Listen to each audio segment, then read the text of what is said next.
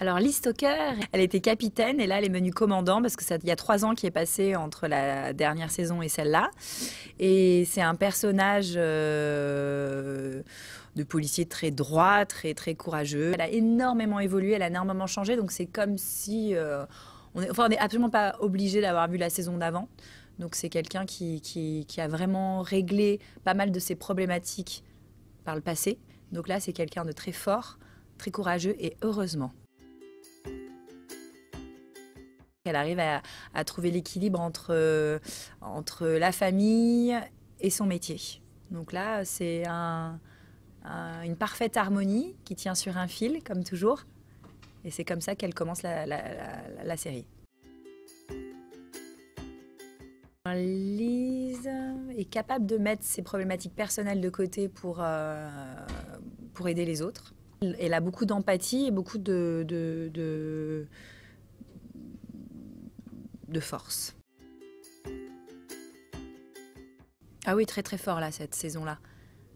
Oui, moi je trouve ça beau de commencer une série par un couple fort. On avait fait la saison d'avant avec plein de doutes, elle doutait d'une relation, une double relation pour Clovis, tout ça. Là, on n'est plus du tout là-dedans. C'est un couple qui s'est réparé, qui s'est solidifié avec une belle harmonie. Alors, bon, le thème principal, c'est qu'il y a un virus d'origine criminelle qui se propage à Annecy. Donc ça, c'est l'histoire de la série. C'est vraiment un thème catastrophe. Moi, j'ai adoré ça. Ça m'a beaucoup plu. On en a parlé avec le réalisateur. Je me suis dit, il y a vraiment quelque chose à faire avec ça.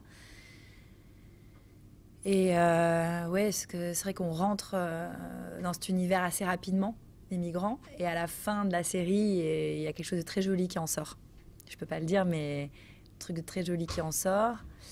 Et on le filme avec simplicité, je dirais. C'est pas trop appuyé, c'est délicat et on rentre quand même dans leur univers. La canicule?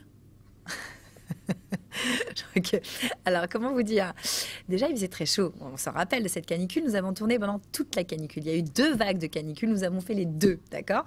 Et nous avons fait les 2 en plein cagnard, sous une tente militaire bâche noire.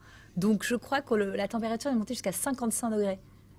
Ce que je trouve un peu marrant, c'est que ça a rajouté peut-être dans le côté suffocant du virus, oppressant. Toute l'équipe était complètement sous tension, quoi. Ça nous a amené vraiment quelque chose de très dangereux. Tu vois, la canicule, c'est quand même violent.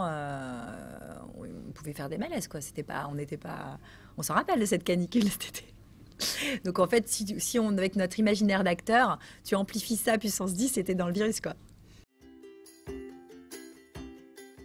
Mais je sais pas.